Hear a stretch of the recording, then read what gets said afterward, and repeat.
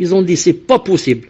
Ce sont des sans-pitié, des sanguinaires. C'est pas possible. Non, c'est pas possible que l'islam est dit comme ça. C'est pas possible que c'est le hadi du prophète alayhi salam. C'est pas possible. C'est pas comme ça, non. Il y a qamis et barbe, c'est tout ce qu'il y a. Autre chose, c'est pas islam, et ça n'a rien à voir avec l'islam. Rien du tout. Qu'est-ce qu'il a dit ici? Il a dit, nous invoquons pour leur rectitude et préservation. Nous invoquons pour leur rectitude, comme j'ai dit tout à l'heure. Si tu invoques pour la rectitude du président de la République, et qu'Allah Ta'ala t'exauce. Et maintenant, il est devenu droit. Il est revenu sur le droit chemin. Qui sera mieux que nous? Par contre, si tu fais une doua pour toi seulement, nous qu'est-ce qu'on a gagné avec toi? C'est toi seulement, tu as demandé de rentrer au paradis. Tu as demandé de guérir de ta maladie. Nous, on n'a rien gagné. Non. Par contre, quand c'est le gouverneur, c'est toute la Ummah qui gagne. Il a dit, ce sont là les propos de l'auteur de Tahawiyya. Et le commentateur a rapporté des preuves à ce sujet et a dit, quant au fait de s'attacher à leur et leur obéir, et leur obéir même s'ils sont injustes, ceci est dû au fait que l'insurrection entraîne de plus grands méfaits que leur injustice. Ça. Et plus encore, le fait de patienter sur leur injustice est une expiation des péchés et une multiplication de la récompense, car Allah ne leur a donné pouvoir sur nous qu'en raison de la corruption de nos actes, et la rétribution correspond à la nature de l'acte. Na'am jaza'u min jinsil amal.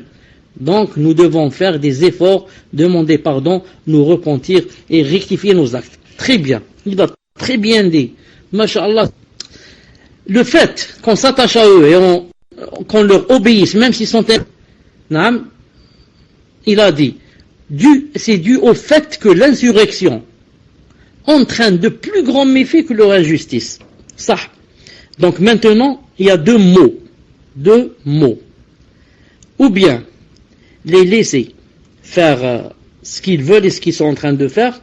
Ils sont mauvais, injustes, l'injustice, etc. Ou bien alors, se révolter contre eux. Non. Mais qui est le moindre mal? Le moindre mal, c'est de les laisser faire ce qu'ils sont en train de faire. Bien sûr, les laisser, ça veut dire on leur donne des nasiha, etc. Mais on ne se révolte pas contre eux. Pourquoi? Car la révolte rapporte un mal 10, 15, 30, 100, 1000 fois plus grand que ce qu'ils sont en train de faire.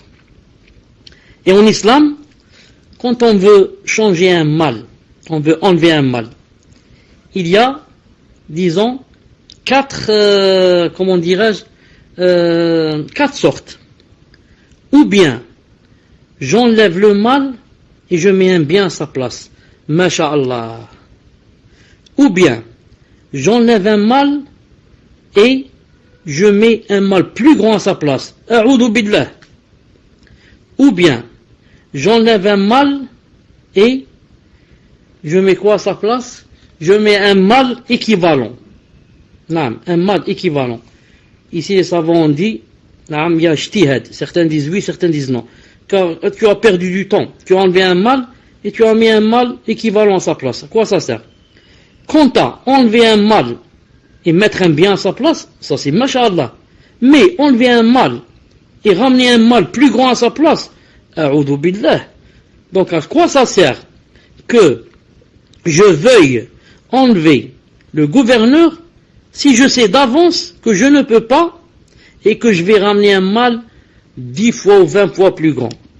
Subhanallah al-Azim. Quoi ça sert? Ibn al-Qayyim rahimahullah ta'ala rapporte, ou bien Ibn Kathir dans Bidaya wa Nihaya, j'ai oublié. Il a dit une fois, Cheikh l'Islam Taymiyyah rahimahullah est passé avec quelques amis à lui devant des gens, des Tatars. Vous connaissez c'est qui les Tatars? Les Tatars, des gens sans pitié contre les musulmans. Il a dit qu'il était en train de boire de l'alcool. Il avait comme ça une bouteille de vin en train de boire. Il est passé, il n'a rien dit. Et tous ceux qui connaissent Cheikh l'Islam Taymiyyah savent que c'est pas quelqu'un qui se tait ou qui a peur de quelqu'un. Après les avoir dépassés, ils lui ont demandé comment ça se fait. Yani, tu es passé devant des gens qui buvaient de l'alcool, alors tu es connu que c'est sûr que si tu leur casses pas leur bouteille, au moins tu vas leur dire pourquoi vous faites ceci et cela et les blâmer.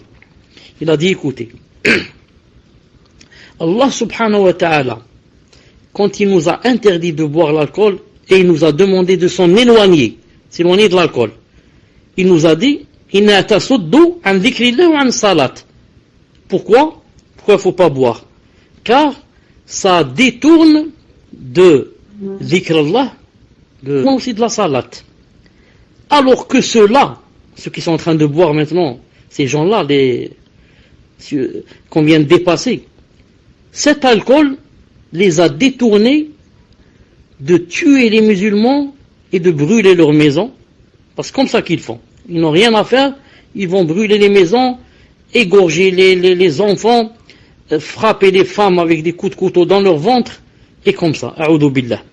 Il leur a dit donc qu'ils boivent, même si c'est interdit, c'est mieux qu'ils fassent quelque chose de plus grave. Ça s'appelle quoi? Ça s'appelle le moindre mal. J'accepte le moindre mal pour repousser le plus grand mal.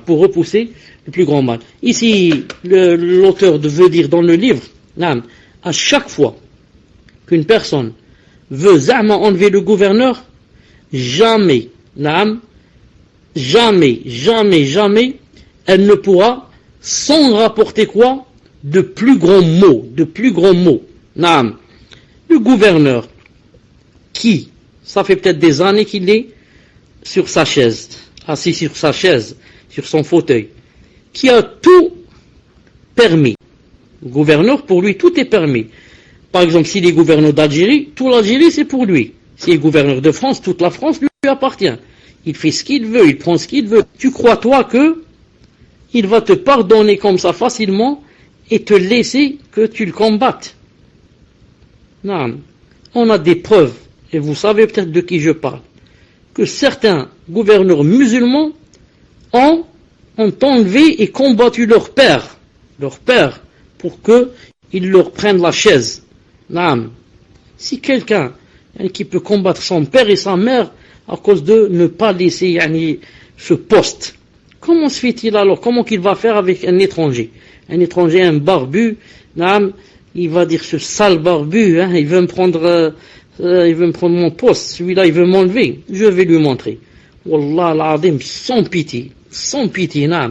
Ensuite, autre chose qui me plaît beaucoup, qui montre aussi la grande science de Cheikh Al-Albani rahimahullah, c'est lorsque il a dit, comme Allah Ta'ala a dit, أَعِدُّوا لَهُمْ مَا اسْتَطَعْتُم مِّن قُوَّةٍ وَمِنْ رِبَاطِ الْخَيْلِ تُرْهِبُونَ بِهِ عَدُوَّ اللَّهِ وَعَدُوَّكُمْ. Lorsque Allah Ta'ala a dit qu'il faut leur préparer pour l'ennemi des choses qui font peur, etc., à peu près le verset, Cheikh Al-Albani a dit, tout pays, tout peuple, toute jama'a, toute communauté qui veut enlever un président de la République, c'est-à-dire en se révoltant contre lui et en le combattant, doit prendre dans les calculs et se mettre dans la tête que donc je dois avoir comme les mêmes moyens que ce qu'a ce président, ou alors presque comme lui, c'est pas obligé d'avoir comme lui, mais presque comme lui pour pouvoir le combattre. Il a dit, sans oublier que je dois avoir aussi les moyens matériels, je dois avoir les moyens dans le cas où le président se ferait aider par d'autres pays. Voilà. Ça veut dire, si moi maintenant, l'Aqdarallah, nous aussi, on décide ici d'enlever le gouverneur algérien, on doit faire les calculs. Donc, si on va l'enlever, il va s'aider de qui par exemple? Le premier pays, comme vous devez le savoir, c'est sûr, il va s'aider de la France. L'Algérie et la France ont des relations intimes depuis, même s'ils disent qu'ils sont des ennemis. Donc je dois aussi préparer autant d'armes qu'à la France. Ensuite je me dis, Mais l'Algérie maintenant, c'est connu aussi que elle a des liens étroits avec les États-Unis. Donc je dois préparer aussi autant d'armes qu'à les États-Unis. Et comme ça. C'est pour cela que maintenant, si par exemple quelqu'un veut toucher un des pays d'Europe, qu'est-ce qu'il doit préparer? Il doit préparer autant d'armes que, comment ça s'appelle avec le NATO. Parce que le pays européen va vite ramener tous ses alliés, l'OTAN. Voilà, il ramène tous les pays parce qu'ils ont signé des pactes de guerre et de paix, etc. Donc tu vas pas être naïf au point de croire que tu vas combattre ce pays, c'est tout. Non, il va te ramener tous les autres.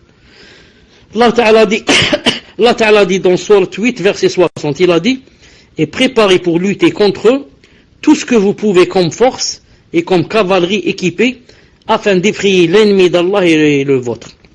Ce qui nous intéresse ici, on parlait pour takfiriyen ou djihadiste, za'ma djihadiste.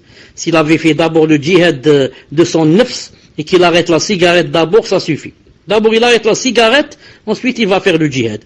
Donc, Allah Ta'ala a dit, préparez contre eux tout ce que vous pouvez comme force et comme cavalerie équipée. Autrefois la cavalerie, c'est comme les chars et les tanks.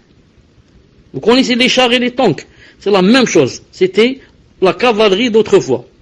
Alors pourquoi on prépare tout cela, ya Allah? Il a dit, afin d'effrayer l'ennemi d'Allah et le vôtre. Afin de faire peur à l'ennemi d'Allah et le vôtre. Imagine maintenant que tu dises à Obama. Tu dis à Obama, écoute, il y a des gens des soldats qui veulent venir demain attaquer les États-Unis et veulent vous faire la guerre. Ah bon? Tu dis, qu'est-ce qu'ils ont? Tu lui dis par exemple, ils ont 20 chars et 50 couteaux et 3, comment ça s'appelle, mherqat, qu'on jette pendant ce qu'ils ont. Bon, j'ai dit 20 chars, j'ai exagéré. Et ils ont 2 ou 3 chevaux avec eux. Voilà, des pétards, ils ont 100 pétards, ils ont acheté 100 pétards, et ils ont. Est-ce qu'il va rire? Il va dire, les idiots. Les juhal. Donc, pourquoi? Parce que Allah Ta'ala a dit, afin d'effrayer l'ennemi d'Allah. L'ennemi d'Allah. Maintenant, avec des avions, tu ne l'effraies pas. Parce qu'il sait qu'il a des avions supersoniques. Toi, tu as les anciens avions d'autrefois. Avec kérosène, lui il a des avions supersoniques, sans pilote ni rien, qui envoient les bombes avec laser de chez lui. Il reste à la maison et il clique sur avec la souris. Donc si on n'effraie pas l'ennemi d'Allah, voilà, télécommandé. L'ennemi d'Allah, il a dit, il faut l'effrayer. Toi, tu veux l'effrayer avec des couteaux. Avec des couteaux. Allah yahdina. Al-Muhim. Qu'est-ce qu'il a dit ici? Il a dit, Allah subhanahu wa ta'ala dit dans le Coran, na'am. Ensuite, il a dit à la fin, une chose très importante, et a cité le verset, وَمَا أَصَابَكُم مِّن مُّصِيبَةٍ فَبِمَا كَسَبَتْ أَيْدِيكُمْ وَيَعْفُ عَن كَثِيرٍ. Vous a atteint et dû à ce que vos mains ont acquis comme péché. Tout malheur qui vous a atteint est dû à ce que vos mains ont acquis, et il pardonne beaucoup. Pourquoi l'auteur a cité ce verset? Il a cité ce verset, car avant cela, qu'est-ce qu'il a dit? Écoutez ce qu'il a dit. Il a dit, et plus encore, écoutez, plus encore, le fait de patienter sur leur injustice, c'est une expiation des péchés. Toi, quand tu patientes pour l'injustice qu'il fait, le gouverneur musulman, injuste et pervers, et tu patientes, déjà c'est une expiation des péchés. Quel péché? Et c'est aussi une multiplication de la récompense. Pourquoi? Écoutez bien, car Allah Ta'ala leur a donné pouvoir sur nous, ne leur a donné pouvoir sur nous qu'en raison de la corruption de nos actes. Et comme tu fais, tu es payé. Et la rétribution correspond à la nature de l'acte. Naam. Le gouverneur lui-même injuste a été placé comme gouverneur, c'est d'abord bimashi'atillah, par la volonté d'Allah subhanahu wa ta'ala. La volonté universelle. Allah ta'ala a su que nous, on n'était pas bien. Voilà, et que nous, on faisait beaucoup de péchés. Et que nous, il ne nous faut pas quelqu'un comme Omar ibn Abdul Aziz, radiyallahu ta'ala, ni comme Omar ibn Khattab, radiyallahu ta'ala, ni comme Abu Bakr Siddiq, ni comme les califes. Mais il nous faut quelqu'un comme ceux-là qui sont maintenant. Voilà, pourquoi? Parce que on ne mérite pas un bon gouverneur. Et dans un hadith authentique que Cheikh Al-Albani a authentifié, à la fin du hadith, je vous l'ai cité une fois, à la fin du hadith, il est dit quoi? Il est dit que tant que vous faites des péchés et vous n'appliquez pas l'islam ou quelque chose comme ça, et que vous éloignez d'Allah subhanahu wa ta'ala, quelque chose comme ça, où vous donnez pas, où vous volez dans le commerce, etc., dans le poids, etc., il a dit que Allah ta'ala va vous punir, yusallit alaykum, et il va vous punir en plaçant au-dessus de nous, des gouverneurs injustes. Subhanallah al-azim. Wallahu akbar, wa la hawla wa la quwwata illa billah.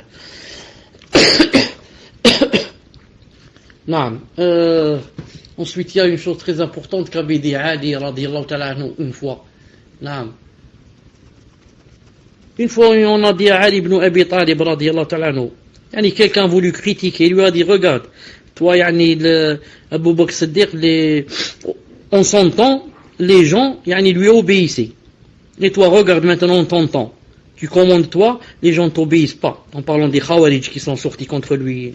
Et peut-être celui qui lui a dit ça était aussi un Khariji parce qu'il voulait critiquer. Mais Ali ibn Abi Talib radiyallahu ta'ala avait la réponse, alhamdoulilah.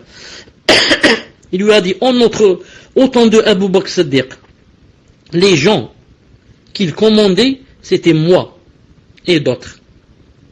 Et en mon temps, les gens que je commande, c'est toi. C'est comme toi et d'autres. C'est pour ça que ça ne marche pas. Il lui a donné la réponse vite, tac au tac. طيب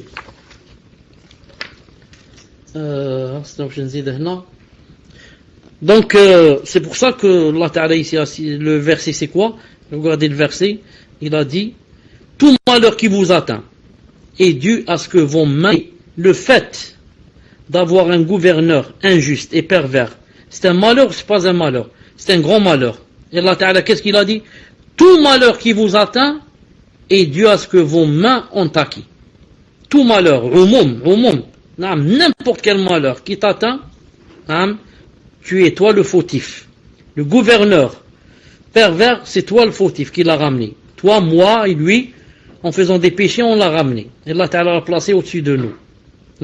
Si maintenant on commençait à se corriger, tout le monde commençait à appliquer, masha'Allah, Allah Ta'ala nous donnerait quelqu'un comme Omar ibn Abdul Aziz, ou bien comme des radiyallahu ta'ala anhum. Dans l'ouvrage Al-Hujja fi Bayan al-Mahajja de l'imam al-Hafid Abu al-Qasim Ismail ibn Muhammad ibn al-Fadl al-Tamimi, surnommé le pilier de décédé en 535 Hijriya, on peut lire chapitre, l'interdiction de se révolter contre le gouverneur. Puis il rapporta dans ce chapitre des hadiths qui montrent l'interdiction de la révolte, parmi lesquels le hadith de Abu Hurayra radiyallahu ta'ala anhu, qui rapporte que le prophète sallallahu alayhi wa sallam a dit: vous gouverneront après moi des gouverneurs, l'obéissant par son obéissance et le pervers par sa perversion. Alors écoutez et obéissez en tout ce qui est conforme à la vérité. Accomplissez la prière derrière eux, s'ils l'accomplissent bien. Accomplissez la prière derrière eux. S'ils l'accomplissent bien, elle sera comptée pour vous et eux. Et s'ils l'accomplissent mal, elle sera comptée contre eux. C'est un hadith authentique. Ce hadith est un hadith authentique. Si j'ai une bonne mémoire, il se trouve dans Muslim. Mais très, très authentique. Donc, le prophète islam a bien dit que, après moi vont venir des gouverneurs. Il y en aura parmi les gouverneurs celui qui obéit, et il y en aura ceux qui sont pervers. Alors, Qu'est-ce qu'on doit faire s'ils sont pervers? Dans tous les cas, écoutez et obéissez tant que on ne vous demande pas de désobéir à Allah subhanahu wa ta'ala.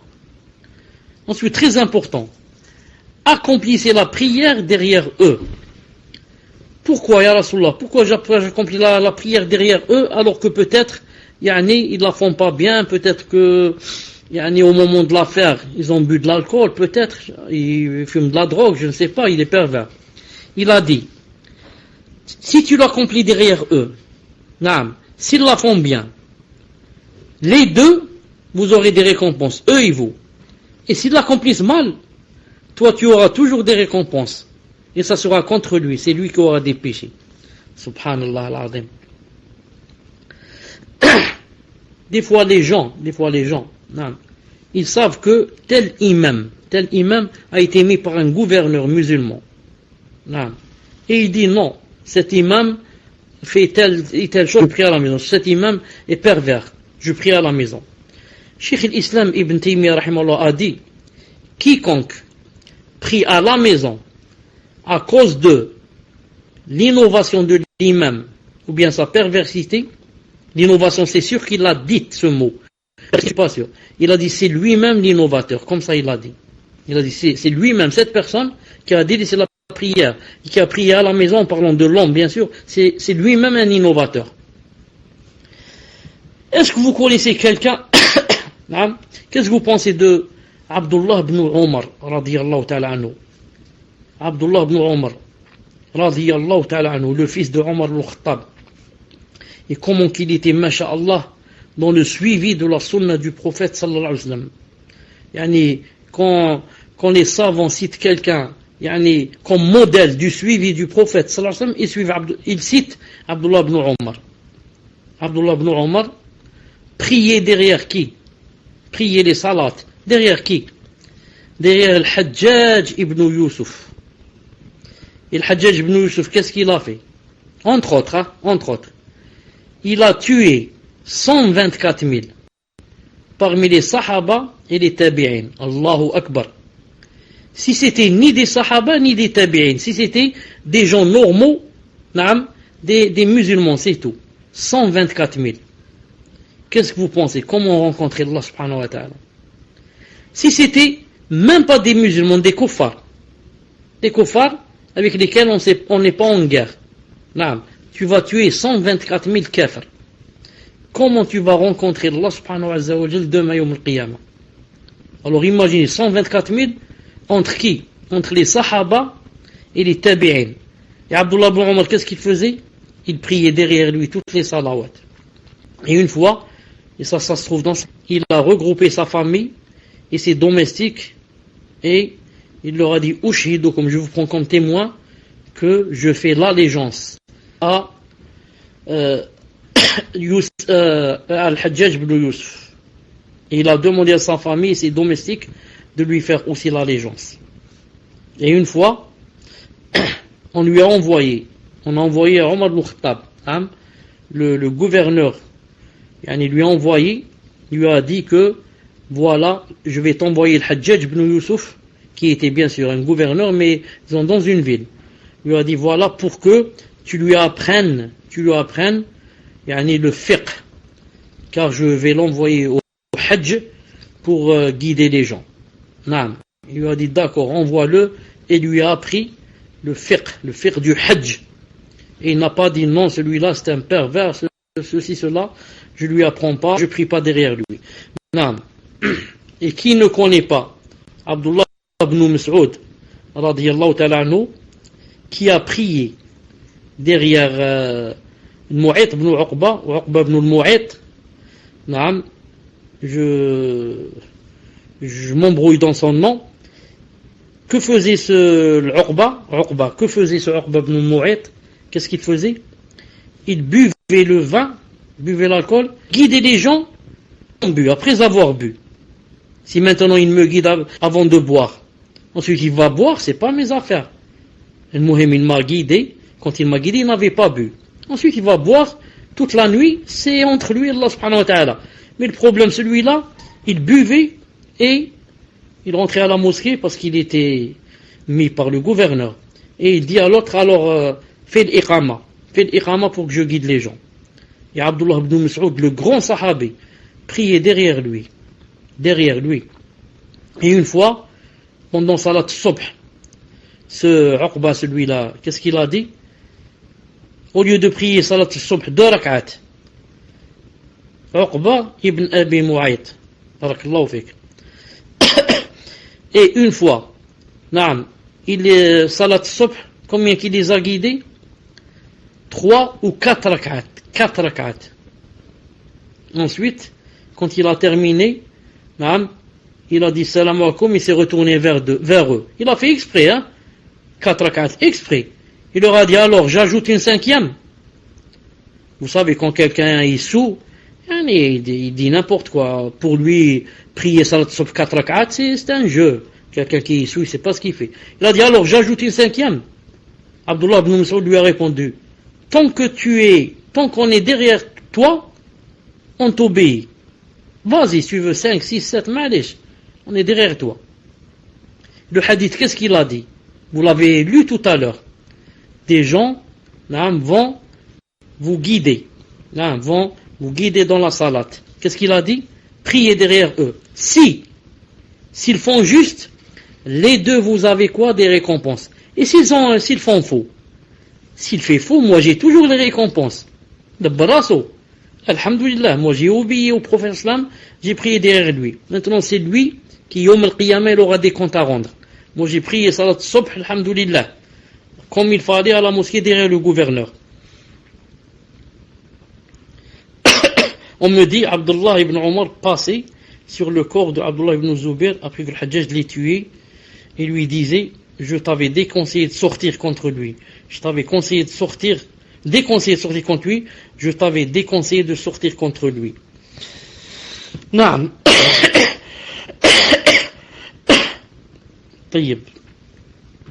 Certains prennent par exemple quand on lit ici ce qui est écrit, si c'est authentique, certains disent, voilà pourquoi Abdullah ibn Zubair est sorti contre Al-Hajjaj.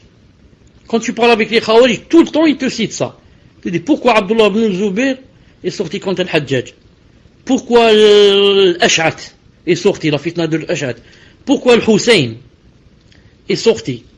Et comme ça, ils te citent des cas où il y a eu, d'après eux, Khurouj et comme ça. Pour le cas de Hussein, radiyallahu ta'ala anhu, maintenant les savants muhaqqiqun disent que ce n'est pas vrai. Que ce qui est rapporté dans l'histoire de Hussein est faux. Et qu'il n'a pas fait le Khurouj. Mais supposons maintenant que ça soit vrai et qu'il ait fait le Khurouj. Lui, Al-Ash'ath et Abdullah ibn Zubair et d'autres comme ça très connus. Comment qu'on peut répondre? Est-ce que l'un de vous peut me dire comment qu'on peut répondre à un takfiri ou un khariji qui va me poser des choses comme cela? Comment je peux répondre? Et on va supposer que ce soit vrai par rapport à Al-Hussein. Quant à Ibn Zubair et Ash'at, c'est vrai. Donc comment qu'on va répondre? Le temps que vous me répondez, Inch'Allah Ta'ala, je continue. Il a dit ici, il a dit, je dis, c'est-à-dire Cheikh Najmi rahmallah dit, mais le sens du hadith est correct et connu à travers d'autres hadiths authentiques. Je veux dire que les hadiths mentionnés indiquent l'exactitude du sens du hadith de ces termes. Cela a été rapporté authentiquement concernant ceux qui dirigent la prière en ces termes. Écoutez le hadith sahih. Ils dirigeront votre prière. S'ils l'accomplissent bien, elle sera comptée pour vous et pour eux, contre eux. Sahih al-Jami'. Je pense que le hadith se trouve dans Sahih Muslim aussi. Donc, il est clair le hadith. Ils vont diriger la prière. S'ils l'accomplissent bien, ça sera pour vous les deux, alhamdoulilah, lui et toi. S'il l'accomplit mal, elle sera toujours pour toi, masha'Allah. Et contre lui, je m'en fous, moi. Ça m'intéresse, c'est pas mon problème. Il a dit, le grand savant, Mohammed Mahmoud Abu Rahim dit, en commentaire de l'ouvrage, l'interdiction de se révolter contre le gouverneur, tome 2, page 391. Il a dit, c'est la voie des adeptes du hadith. Et seuls les Mu'tazila et les Khawarij et Zaydiyya ont divergé en cela. Ont divergé en cela. Je dis, Cheikh Najmi dit, je dis, Zaydiyya adopte les avis de Al-Mu'tazila dans la croyance. Dans l'ouvrage Al-Iban Al-Kubra de Ibn Battah, dans un chapitre où il mentionna l'ordre du prophète sallallahu alayhi wa sallam de s'attacher à la jama'a et la mise en garde contre la division, après avoir mentionné les hadiths rapportés sur l'ordre de s'attacher à la jama'a et le blâme de la division, il rapporte jusqu'à Ibn Mas'ud radiyallahu ta'ala anhu qui dit, ce qu'on va citer maintenant, c'est ce qu'a dit Abdullah ibn Mas'ud radiyallahu ta'ala anhu, il a dit, viendront des choses ambiguës. Alors soyez pondérés, car un suiveur dans la vérité est meilleur que d'être un meneur dans le mal. Car être suiveur dans la vérité est meilleur que d'être un meneur dans le mal. Naam, vous avez remarqué, je suis un suiveur. Naam, je ne suis pas un savant là, juste un suiveur dans la vérité. C'est mieux que d'être quelqu'un qui mène, un meneur, la tête, mais de quoi? Dans le mal. Vous avez compris? Donc il vaut mieux que je sois un simple suiveur, mais dans la vérité. Plutôt que d'être un chef de file, mais un meneur, mais dans quoi? Dans le mal. Amr ibn Moura rapporte, Abdullah ibn Mas'ud dit, puis il mentionne ces mêmes propos et dit à la fin, et prenez garde à la divergence des comportements. Présentez un seul visage, un seul appel, car il nous a été rapporté que celui qui a deux visages et deux langues aura au jour de la résurrection deux langues de feu. Naam. Donc, il nous a été rapporté par qui? Par le prophète alayhi salam, que celui qui a deux visages et deux langues, naam, aura au jour de la résurrection deux langues de feu, a'udhu billah. Deux langues en feu, yawm al-qiyamah, pour celui qui a deux visages.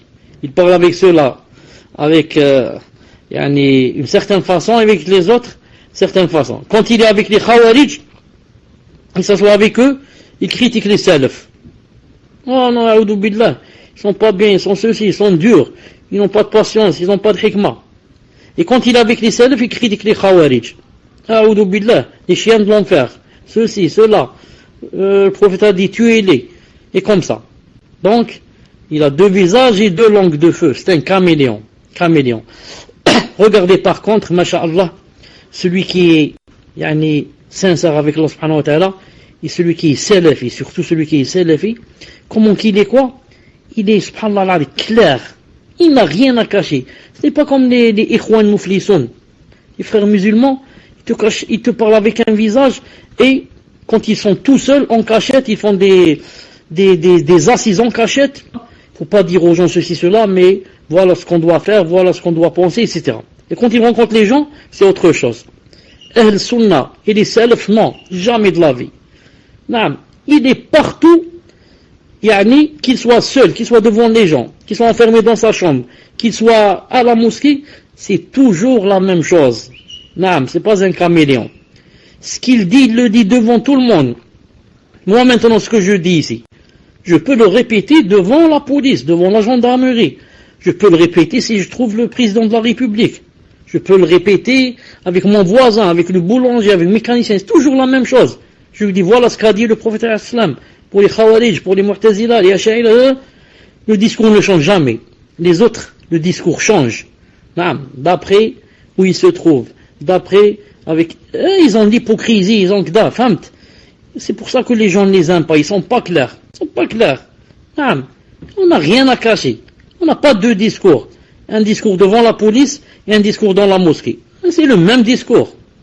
Venez entendre à la mosquée ou là, venez, on va parler ce que je vais dire à la mosquée, venez, je vais vous le dire au commissariat. C'est le même, il ne va pas changer. Qu'est-ce qu'il a dit ici? À la fin, il a dit, prenez garde du comportement. On l'a dit. Un homme demanda à Ibn Abbas radiyallahu ta'ala anhu. Il lui a dit, adresse-moi une recommandation. Il répondit, la modération dans la sunna est meilleure que l'effort dans l'innovation. Voir le mustadrak de Al-Hakim 1:103. Subhanallah al-Azim. Vous ne voyez pas que quelqu'un comme Abdullah ibn Abbas qui peut dire une phrase comme ça, l'un des plus grands savants des kuffars ne pourrait pas dire une phrase comme ça. Dans la sunna. Et meilleur que quoi? Je fais l'effort, mais dans quoi? Dans l'innovation. Subhanallah al-Azim. Hikma. La vraie hikma, la sagesse. Parce qu'il puise de la lumière que, de la sunna du prophète sallallahu alayhi wa sallam. À force d'être avec lui, de l'entendre, d'entendre ce qu'il leur apprenait, après, quand on parle avec hikma. La modération. Je suis modéré. Dans la sunna, c'est mieux que je fais des efforts jours et nuits dans l'innovation. A'udhu billah. Ma'alish, un peu de sunna, c'est tout. Un peu de sunna, c'est mieux que beaucoup d'innovation. Un peu de sunna, tout juste, un peu. Mieux que beaucoup d'innovation. Naam. Abdullah ibn Omar, radiyallahu ta'ala anhu, le fils de Omar ibn Khattab, a dit, l'innovation est un égarement. Même si les gens la considèrent bonne. Ibn al-Kubra 1.339. Regardez la hikma de Abdullah ibn Omar. La hikma. Toute innovation est un égarement. Comme a dit le hadith, qu'est-ce qu'il a dit? Il a dit toute innovation est un égarement. Kullu bid'a dalala. Et maintenant il y a des gens qui disent il y a des innovations qui sont bonnes. Alors Abdullah ibn Omar te répond, même si les gens disent qu'elle est bonne, tu t'en fous toi des gens. Famt? Le hadith, qu'est-ce qu'il a dit? Il a dit kullu bid'atin dalala. Toute bid'a est un égarement. Et toi tu me dis, il y a des bid'a qui ne sont pas des égarements. Alors comment vais-je faire? T'écouter toi et dire que le prophète s'est trompé, ou astaghfirullah, a menti, ou alors dire que toi tu es un égaré. Et c'est toi qui te trompes. Donc la réponse est claire, Inch'Allah Ta'ala. C'est pour ça que Cheikh Ibn Uthaymin, rahimahullah, a dit quelque chose ici qui me plaît beaucoup. Une phrase, vous aussi, que vous devez apprendre. Une phrase, masha'Allah. Il a dit, toute personne qui dit, il y a une innovation qui est bonne, c'est une des deux choses. Ou bien, cette innovation n'est pas bonne, et lui, il a cru qu'elle était bonne, ou bien, ce n'est pas du tout une innovation. Et lui, il a cru que c'est une innovation, et il a dit qu'elle était bonne. Non, une des deux. Je répète. Ou bien, c'est pas du tout une innovation. Et lui, il a cru que c'est une innovation, il a dit c'est une bonne innovation. On lui dit non, ça c'est pas du tout innovation. Ça c'est permis, c'est sunnah, il y a des délais. Ou bien on lui dit, Asmahdi, cette innovation n'est pas bonne. Mais c'est toi seulement qui crois qu'elle est bonne. Non, car le hadith a dit, toute innovation est égarement. Mu'ad ibn Jabal a dit, radiyallahu ta'ala anhu, prenez garde à ce qui a été innové, car c'est un égarement. Prenez garde à ce qui a été innové, car c'est un égarement. Ibn al-Kubra 1.339. Nu'man ibn Bashir, radiyallahu ta'ala anhu, rapporte que le messager sallallahu alayhi wa sallam a dit, l'union est une miséricorde. Et la division est un silsila sahiha, 677. L'union est une miséricorde. Et la division est un châtiment. Non. Il y a des gens qui, jusqu'à de nos jours, masakin, des juhal, disent le contraire. Qu'est-ce qu'ils te disent? Ils te disent l'irtilaf. L'irtilaf, c'est la division. Ils te disent l'irtilaf rahma. Masha'Allah. Ils te disent le fait, qu'on diverge, il te dit la divergence, c'est une miséricorde, rahma. Voilà, moi je comprends ce verset d'après comme je veux, et toi tu comprends comme tu veux, et moi d'après l'imam Malik, toi d'après Shafi'i, et moi d'après ce qu'a dit X, toi d'après ce qu'a dit Y, et il te dit, la divergence c'est une rahma, c'est une miséricorde. Beaucoup de gens disent ça. Ça, eux ils disent pas, ils te disent. Alhamdulillah, qu'il y ait divergence. La divergence, c'est une miséricorde. Alhamdulillah. Comme ça, ils disent. Et nous, qu'est-ce qu'on leur dit? On leur dit, tu as dit exactement le contraire de ce qu'a dit le prophète sallallahu alayhi wa sallam. Car le prophète sallallahu alayhi wa sallam a dit, l'union est une miséricorde. Et la divergence est un châtiment. Non. Eux, ils ont dit le contraire. Ils ont dit la divergence, c'est une miséricorde. Donc, on leur dit, si d'après vous, la divergence est une miséricorde. Donc, la division, non, donc l'union est un châtiment. Non, si pour vous, vous dites que la divergence est une miséricorde, donc l'union c'est un châtiment. Subhanallah al-Azim. Subhanallah al-Azim. Omar radiyallahu ta'ala anhu, Ibn Omar radiyallahu ta'ala anhu rapporte, Omar radiyallahu ta'ala anhu nous adressa un sermon à Al-Jabiyya et dit aux gens: je me tiens parmi vous comme le messager alayhi salam se tint parmi nous et dit: je vous recommande de suivre et d'honorer mes compagnons, puis ceux qui les suivent, puis ceux qui les suivent. Puis se répandra le mensonge au point que l'homme jurera et témoignera sans qu'on le lui demande. Ensuite il a dit: pas un homme-femme sans que le troisième ne soit Satan. Sans que le troisième ne soit Satan. Ici il a écrit la troisième, malish. Attachez-vous à al-jama'a et prenez garde à la division, car Satan est avec celui qui est seul, et il est plus éloigné de deux. Ensuite, la phrase célèbre, que celui qui veut habiter au milieu du paradis, qu'il s'attache à la jama'a, et celui qui se réjouit des bonnes actions et s'afflige de ses mauvaises actions, c'est lui le croyant. Sahiha 1116. Allah. Hadith, masha'Allah. Ça se voit que ça vient pas d'un homme, ça vient d'un homme yuha ilayh, ça vient de quelqu'un à qui Allah Ta'ala a donné la révélation. Imaginez, est-ce que par exemple, je ne sais pas, par exemple, Gandhi, qui est mort ça fait pas longtemps, on dit de lui que c'était un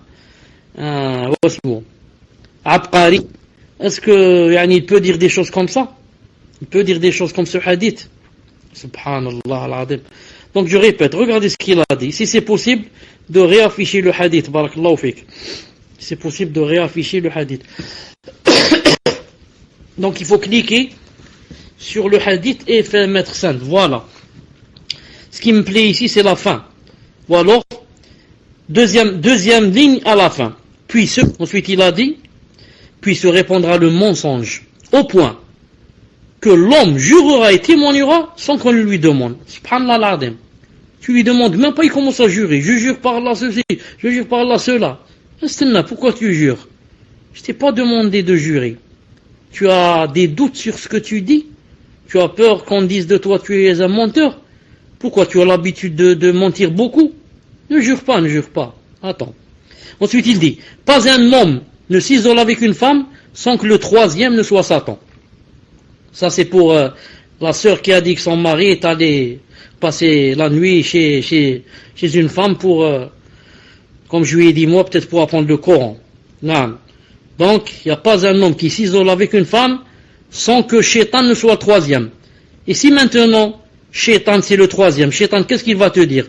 Viens, on va apprendre le Coran et la Sunna, ou bien on va faire des choses obscènes? C'est sûr qu'il va te dire, viens, on va faire des choses obscènes. Donc, c'est pour ça que jamais un homme ne doit s'isoler avec une femme. Et ensuite, dans un appartement, toute la nuit. C'est pas il est rentré une minute. Non, toute la nuit jusqu'au lendemain. Allahu Akbar. Attachez-vous à la jama'a et prenez garde à la division. Car Satan est avec celui qui est seul. Et alhamdoulilah, il est éloigné de deux. On l'a dit dans le cours passé. Il est éloigné de deux. On est deux, alhamdoulilah, le shaitan s'éloigne. Je suis seul, il est avec moi, a'udhu billah. Donc, quand je suis seul, je dois bien me préserver avec l'adkar et ne pas m'oublier. Ne pas m'oublier car, quand je suis seul, il est avec moi. Donc, je n'oublie pas de dire astaghfirullah, dhikr, de penser que celui qui veut habiter au milieu du paradis, qu'il s'attache à la jama'a. Et à la fin, qu'est-ce qu'il a dit? Celui qui se réjouit de ses bonnes actions et s'afflige de ses mauvaises actions, c'est lui le croyant. Car il y a des frères et des sœurs qui demandent, ils disent, et la personne quand elle fait une bonne chose, elles sont, il y a un apaisement du cœur. Est-ce que ça rentre dans l'ostentation ou quoi? Non, ça rentre pas. Ça rentre dans le croyant. Il a dit, c'est ça le croyant. Quand tu fais une bonne chose pour Allah subhanahu wa ta'ala, et tu sens un apaisement dans ton cœur. Ou même il est possible que des larmes te coulent aux yeux. Naam. C'est ça le croyant. C'est une ni'ma d'Allah. Quand tu fais de la médisance, là tu fais n'importe quoi que tu sais qu'Allah Ta'ala n'aime pas. Ensuite, tu deviens triste, affligé, chagriné. Peut-être aussi tu as les larmes aux yeux, le cœur gros. Tu n'as pas envie de parler, pas envie de manger. Ça, c'est le croyant. Car celui qui n'est pas croyant, le croyant dans le sens plus que musulman. Musulman, croyant, ensuite bienfaisant. Donc, ici c'est croyant, c'est masha'Allah. Car celui qui n'est pas croyant, disons seulement musulman, qu'est-ce qu'il va dire? Il fait la zina et il va rien ressentir. Rien ressentir, c'est-à-dire comme remords. Et il te dit, on est dans des moments difficiles. Moi je vis en France c'est plein de fitna, je peux pas me retenir. Et ensuite c'est la faute aux femmes. C'est elles qui se dénudent, c'est pas de ma faute.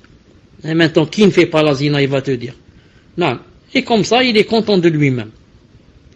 Mais le croyant, juste une petite faute, surtout s'il sait qu'il a fait un grand péché, il va rester des jours et des jours à ne pas pouvoir dormir la nuit, à ne pas pouvoir, le croyant, bi'idhnillahi ta'ala. Dans l'ouvrage Siyar Ashab al-Hadith, Shi'ar Ashab al-Hadith, de l'imam Abu Ahmed ibn Muhammad ibn Ishaq, connu sous le nom de Abu Ahmed al-Hakim, concernant la croyance des adeptes du hadith, tiré de Abu Raja Qutayba ibn Sa'd. Page 31, il dit, il faut combattre avec tout calife, il faut combattre avec tout calife contre les mécréants. Une seconde, il a dit son djihad te sera compté et son mal ne te touchera pas, ne touchera que lui. Et il faut accomplir la prière en congrégation avec tout imam, pieux ou pervers. C'est-à-dire la prière du vendredi, la prière en groupe et la prière des deux Eid. Puis il dit, nous ne déclarons personne mécréant en raison d'un péché, sauf l'abandon de la prière. Même s'il commet de grands péchés, nous ne nous révoltons pas par l'épée contre les gouverneurs, même s'ils sont injustes, et nous nous innocentons de toute personne qui lève l'épée contre les musulmans, quel que soit. Ici, il nous faut nous arrêter un instant pour dire que fait partie des fondements du groupe des frères musulmans. Écoutez ce que dit Cheikh Najmi. Fait partie des fondements du groupe des frères musulmans que d'éduquer sur l'insurrection et la révolte. Il veut dire ici la révolte. Non. Quand tu dis à quelqu'un il faut se rebeller, il faut se révolter, ça veut dire tu fais partie des frères musulmans contemporains. Sinon, tu fais partie de qui? Des Khawarij d'autrefois et des Mu'tazila. Non. Et maintenant, leurs enfants, c'est qui? C'est les frères musulmans. Et lorsque les fruits sont mûrs et qu'ils sont prêts à se révolter, ils le font. Donc, nous est-il permis de nous lier à ce groupe et d'être avec eux? Il nous est permis d'être avec les frères musulmans et de nous lier avec eux, de se marier avec eux, etc. La réponse est non. Ils ont un livre écrit par l'un des leurs concernant leur voie et qu'il a intitulé At-Tariq ila al-Jama'i al-Muslim. Regardez aux pages 392 et 393. Vous verrez qu'ils ont prononcé ce qu'ils ont établi comme insurrection écrit sur ces pages. Dans l'ouvrage Usul al-Sunnah de l'imam Ahmed ibn Hanbal, d'après la transmission de Abdous ibn Malik al-Attar, il dit page 64. Écoutez et obéir aux imams, aux commandeurs des croyants, puis aux pervers, et celui à qui on confie le califat, et autour de qui les gens se sont réunis, qu'ils ont accepté, et celui qui les a dominés par l'épée, jusqu'à devenir calife, et être nommé commandeur des croyants. Là, on ouvre une parenthèse. Le gouverneur musulman auquel je dois obéir, ce n'est pas seulement le gouverneur musulman qui a été élu, ou que les gens, lui ont fait l'allégeance et on dit, on te choisit toi. Il dit ici, même s'il a pris les rênes de force, il est venu avec des chars, et des avions, et il a destitué le président, et il a pris sa place. Celui-là, je dois lui obéir aussi. C'est un peu quoi? Sisi, le président Sisi d'Égypte. Il a pris le pouvoir de force. Il a destitué l'autre de force. Non. On doit lui obéir, ceux qui sont là-bas, ou bien il doit faire des manifestations. Réponse, lui obéir. Voilà, coup d'état, lui obéir. Pourquoi? Parce que ça y est, il a pris les rênes du pouvoir et il commande et personne ne peut l'enlever. Non, avec quoi tu vas l'enlever? Avec les couteaux et les pétards. Donc, les savants disent, même s'il prend l'autre, voilà, des cailloux, même s'il prend le pouvoir avec force, tu dois lui obéir. Sunnah ou Jama'a, les Salafiyya, c'est ça. D'ailleurs, prenons l'exemple de Abdelmalik ibn Marwan, de calife très connu Abdelmalik ibn Marwan. Non, comment qu'il est devenu commandeur des croyants? Il l'a pris de force. De force. Non, il l'a pris de force. Et tout le monde, yani, lui a fait quoi? Lui a fait yani, l'allégeance. Mohim. Il a dit jusqu'à être dominé, même s'il domine par l'épée, jusqu'à devenir calife et être nommé commandeur des croyants. On ne cessera de combattre aux côtés des gouverneurs, pieux ou pervers, jusqu'au jour de la résurrection. Et on délaissera le butin de guerre. Les imams ne cesseront d'appliquer les peines légales, et personne n'a le droit de les critiquer et de leur disputer le pouvoir. Il est permis de leur donner la zakat, et celui qui les leur donne, cela lui sera compté auprès d'Allah Azza wa Jal, qu'il soit pieux ou pervers. La prière du vendredi derrière eux et derrière celui à qui Allah Azza wa Jal confie le pouvoir est permise, correcte et complète, en deux unités de prière. Et quiconque les recommence est un innovateur qui délaisse les textes, s'oppose à la sunna et ne tire aucun mérite de la prière du vendredi s'il n'est pas d'avis qu'il est permis de l'accomplir derrière les imams pieux ou pervers. Naam. Il y a des gens il va venir par exemple prier derrière l'imam, naam, derrière le gouverneur ou que le gouverneur a placé. Ensuite, qu'est-ce qu'il fait? Ensuite, il va de côté et il reprie seul. Ou bien il va à la maison, il te dit je refais la prière. Naam. Il y en a même qui vient prier le vendredi, il dit c'est obligatoire. Mais il a des doutes dans son cœur. Quand il termine la prière du vendredi, il va prier Dhuhr 4. Il dit comme ça pour être sûr que ma prière passe. Celui-là, c'est un innovateur, il a dit. Naam. La sunna consiste à ce qu'on accomplisse avec eux, Jumu'ah, en deux unités de prière. Et il faut avoir la conviction qu'elles sont complètes. Et tu ne dois avoir en toi aucun doute sur cela. Celui qui se révolte contre un imam musulman, autour duquel les gens se sont réunis, et qu'ils ont admis au commandement, de quelque manière que ce soit, par l'acceptation ou la domination, celui qui se révolte rompt, le verbe rompre, rompt l'unité et s'oppose au texte rapporté du messager d'Allah alayhi wa sallam. S'il meurt ainsi, celui qui se révolte meurt d'une mort de l'époque anti-islamique. Il n'est permis à personne de combattre le gouverneur ou de se révolter contre lui. Celui qui le fait est un innovateur qui ne suit pas la sunna et la voie droite. Il est clair, à travers les preuves du livre d'Allah et de la sunna du messager alayhi wa sallam et de l'unanimité de la communauté rapportée par de nombreux savants, que la révolte contre les gouverneurs n'est pas permise. Si ce sont des musulmans qui accomplissent la prière, qu'ils soient pieux ou pervers, c'est là la croyance de Al-Sunnah ou Jama'a à laquelle se sont uniquement opposés Al-Mu'tazila et ceux qui les ont suivis dans la croyance. Al-Mu'tazila et Al-Khawarij sont ceux qui considèrent licite de se révolter contre les gouverneurs et autorisent la réprobation du mal par l'épée. Et c'est Allah Azza wa Jal qui accorde le succès. Voilà, Inch'Allah Ta'ala, on s'arrête ici. Avant de dire Subhanakallahumma bihamdik, shahadu an la ilaha illa anta, astaghfiruka wa atubu ilayk, je vous avais posé une question, mais personne n'a répondu. Personne n'a répondu. Est-ce que vous avez la réponse de si le Khariji Takfiri, il te dit pourquoi, très connu comme Sahabi, pourquoi il est sorti? Pourquoi il est sorti contre Al-Hajjaj? Et pourquoi Al-Hussein est sorti? Et pourquoi Al-Ash'at est sorti? Alors, c'est quoi la réponse, Inch'Allah Ta'ala?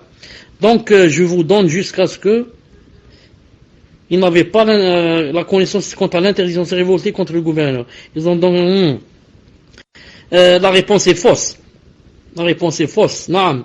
Ce sont des Sahaba, bon, Abdullah ibn Zubayr et Hussein, et de grands savants aussi. Naam. Comment qu'ils savent pas une chose comme ça très répandue, à laquelle le prophète a beaucoup insisté.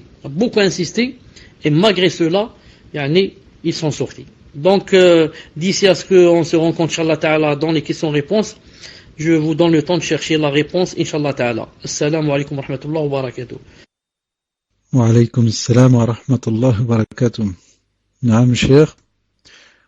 Je suis prêt, Inch'Allah. Et donc un frère a proposé une réponse sur la question que vous avez posée. Il a dit, la réponse à la question du cher, nous devons répondre aux Khawarij que nous, alhamdoulilah, on s'attache au dalil ou adillah du Coran et de la Sunna, et non aux hommes, même s'ils sont pieux, car ils ne sont pas à l'abri de l'erreur, et les adillah sont clairs. On doit obéissance au gouverneur musulman, même s'il est injuste. Wallahu a'lam. Et le frère Abdelaziz apparemment a également reçu une réponse. Abdelaziz, donne d'abord ta réponse, c'est quoi? La réponse que tu as reçue. Donc la deuxième réponse dit si c'était un ijtihad de leur part, qu'Allah Ta'ala les agrée. Les plus grands sahaba étaient contre leurs avis, comme Abdullah ibn Omar et Anas, qui a rapporté le hadith du prophète où il a dit vous allez voir après moi d'autres jours de priorité sur vous. Alors soyez patients jusqu'à ce que vous me rencontriez au bassin. Rapporté par le Bukhari, les savants disent que parmi les faits de ce hadith, c'est que le prophète a dit soyez patients. Et cette patience n'a pas de date limitée. Et cet acte fait partie du mutashabih. Et on lui ordonne d'expliquer ce texte avec des textes clairs. Cheikh Salih al-Cheikh dit que comme on doit expliquer le mustabih avec du Coran, avec le muhkam, on doit expliquer la sunna pareil, ainsi que les actes de la parole du salaf. Enfin, Ibn Zubayr était un des savants et cet acte est un ijtihad de sa part, qu'Allah les agrée, comme était rapporté avant fait l'ijtihad. Et a raison, il aura ajran, et s'il trompe, il a un ajr. Les hadiths du prophète nous suffisent sur ce sujet, comme m'a dit Cheikh Al-Mahmoullah. Je dis, Alhamdulillah, Alhamdulillah, Alhamdulillah, 3 fois, les réponses sont justes. Et les deux réponses sont les mêmes, elles se ressemblent, ils veulent dire la même chose. Moi, quand quelqu'un me dit, Abdullah ibn Zubayr a fait ceci ou X a fait cela, radiyallahu ta'ala anhum, je lui dis d'accord. Mais Allah Ta'ala ne m'a pas dit de suivre Abdullah ibn Zubayr, ni de suivre Hussein, ni de suivre Ash'at, ni. Allah Ta'ala m'a enjoint de suivre le prophète alayhi salam. Et le prophète, qu'est-ce qu'il a dit? Il a dit, il n'y a pas de khuruj, faut patienter, faut pas aller se rebeller, faut pas ceci, faut pas cela. Et les autres, comme on a dit ici, radiyallahu ta'ala anhum, alors ils auront un trempé, ils auront un ajr inshallah ta'ala pour cette trempée. Bien sûr, le ajr n'est pas pour la faute, mais pour l'ijtihad qu'ils ont fait. Mais les hadiths du prophète sont clairs, que je ne dois pas me révolter. Et Allah Ta'ala ne m'a pas dit il faut suivre X ou Y. Il m'a dit il faut suivre le Nabi. Ramène-moi un texte du Nabi sallallahu alayhi wa sallam qui dit qu'il y a le khuruj. Voilà, inshallah Ta'ala, la réponse. Ensuite, est-ce que la cuisinière qui a posé une question dans le cours passé, est-ce qu'elle est avec nous, inshallah Ta'ala? Tfadhal pour la première question. Donc si la cuisinière est présente, qu'elle se manifeste auprès du frère Fawzi, inshallah. Donc première question d'un frère qui dit Ahsanallahu ilaykum cher. L'appellation Khawarij a-t-elle été donnée par le prophète sallallahu alayhi wa sallam ou est-elle apparue dans les générations suivantes? Je veux dire par là, dans les hadiths authentiques dans lesquels le prophète sallallahu alayhi wa sallam parle de chiens de l'enfer ou encore d'un groupe de gens qui va émerger qui récite le Corsier, comment savons-nous que ces hadiths s'appliquent particulièrement aux Khawarij dans le cas où le prophète sallallahu alayhi wa sallam ne les a pas expressément cités? Ensuite, pouvez-vous min fadlikum nous dire qui parmi les gens de science les ont déclarés mécréants? Et enfin, cher, par rapport à la question que vous posez, le même type de question a été posé au Cheikh Fawzan et certains Khawarij se basent sur le fait selon lequel Saïd ibn Jubair, imam des Tabi'in, comme l'a nommé le Cheikh Fawzan, serait sorti contre Al-Hajjaj. Barakallahu fikum wa hayakumullah. Fadal Cheikh. Bismillah ar-Rahman ar-Rahim, wa salatu salam ala ashrafil mursalin. On commence par la fin, par rapport à Saïd ibn Jubair, rahimahullah ta'ala. Donc, la réponse à son cas, c'est la réponse à ce qu'on a dit sur Abdullah ibn Zubayr et les autres. Al-Muhim. J'ouvre une parenthèse à Abdelaziz pour lui dire que pour le timer, il ne faut pas le régler à 60, sinon il ne va pas fonctionner. Il ne faut pas le régler à 60 parce qu'il ne va pas fonctionner. Ensuite, il y avait une question sur, pour ne pas oublier, donc qu'est-ce qu'il y avait au début de la remarque, de la question. Muslim, ça parlait de quoi? Écris un mot. Ça parlait de quoi dans cette question? Car il y avait deux choses, la deuxième de Saïd ibn Jubair, et la première c'était quoi? Khlas, je me souviens. Donc la première c'était par rapport à Khawarij. Ce n'est pas le prophète sallallahu alayhi wa sallam qui les a appelés Khawarij, mais le prophète sallallahu alayhi wa sallam a cité le verbe qu'ils allaient faire. Il a dit yakhruju. أو تخرج على حين غفلة من الناس. Il a dit تخرج نعم أو يخرج. Il a dit aussi de Timi qui s'appelle Dhul Khuwaysira. Il a dit de lui, de ses reins, allez sortir. Donc les savants ont dit, on va les appeler donc Al-Khawarij, les sortants si je puis dire. Donc ils ont pris ça du verbe du prophète sallallahu alayhi wa sallam. Naam. Est-ce qu'il y a autre chose dans la question? S'il y avait autre chose, rappelez-moi, j'ai oublié. Tfaddal. Naam, cher, concernant le fait de les avoir rendus mécréants, je ne sais pas si vous avez répondu à cette partie, sur le fait de les avoir rendus mécréants. Tfaddal, cher. Ça, j'ai oublié. Je dis à cette personne, il y a divergence en cela. Parmi ceux qui les ont rendus mécréants, 3 ou 4 des plus connus. Entre autres, le Bukhari, rahimahullah ta'ala, Ibn Arabi, le Maliki, et Shatibi, et 4 ou 5. Et j'ai un fichier ici, si la personne veut, je le lui envoie. Un fichier qui parle de la divergence des savants sur est-ce qu'ils sont kuffar ou pas. Et ce fichier c'est un cours de l'un des contemporains. Ou bien Cheikh Rabi', ou bien Cheikh Fawzan, ou bien Allah Ta'ala. Naam. Quant à la réponse à la sœur qui a dit la fois passée, je suis cuisinière et est-ce que c'est possible que je dise à quelqu'un par exemple qui achète de moi, naam, si tu m'envoies 3 clients, je te donne telle et telle chose, je te donne voilà. Qu'est-ce qu'il dit? Je propose à mes clients de m'envoyer 3 personnes de leur entourage afin qu'ils achètent chez moi. En contrepartie, je lui offre un repas gratuit. Je dis, cette chose, Inch'Allah Ta'ala, est permise à 2 conditions. La première, que ça ne soit pas une condition. Qu'est-ce que ça veut dire une condition? Ça veut dire, si tu ne me ramènes pas 3 personnes, je ne te vends plus. Entre toi et moi, il n'y a plus de relation. Je te vends plus ma marchandise. Il faut, à chaque fois, si tu veux que je te vende quelque chose, tu me ramènes avec toi, par exemple, 2 clients, 3 clients. Donc, alhamdoulilah, pour la sœur ici, il n'y a pas cette condition. Quelque chose en contrepartie, c'est permis. Et la deuxième, il ne faudrait pas, que, ces gens-là, que la personne va faire venir 3 personnes par exemple, il faudrait que celui qui les ramène, qui veut ramener 3 personnes pour prendre ce que offre la sœur, il faudrait qu'il fasse ça en sachant que ou bien la chose vers laquelle il les oriente est une chose qui n'est pas haram. Et c'est une bonne chose. Je donne un exemple. Quelqu'un par exemple me dit, si tu m'envoies quelqu'un par exemple acheter chez moi, par exemple, telle chaise, les chaises que je vends, alors par exemple si tu me ramènes 3 clients, je te donne par exemple 100 €. Vous voyez chez Fawzi par exemple pour qu'ils leur vendent les 3 chaises. Et je leur dis voilà, ils vendent des chaises à 10 € l'une, etc.